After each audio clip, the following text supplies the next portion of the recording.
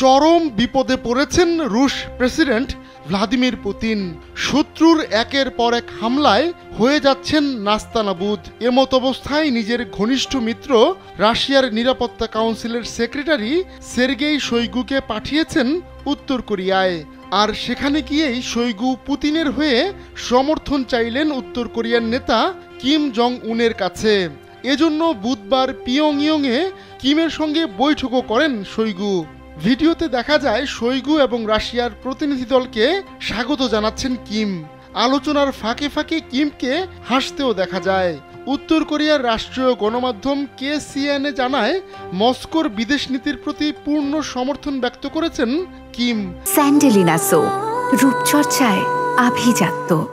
এমনকি ইউক্রেন সংঘাতে রাশিয়ার অবস্থানের প্রতি নিঃশর্ত সমর্থন দেওয়ার কথাও জানান উত্তর কোরিয়ার নেতা। সাম্প্রতিক মাসগুলোতে রাশিয়া ও উত্তর কোরিয়ার মধ্যে সামরিক ও রাজনৈতিক সখ্যতা বেড়েই চলেছে। আর তাতেই ঘন ঘন বৈঠকে বসছেন দুই দেশের নেতারা।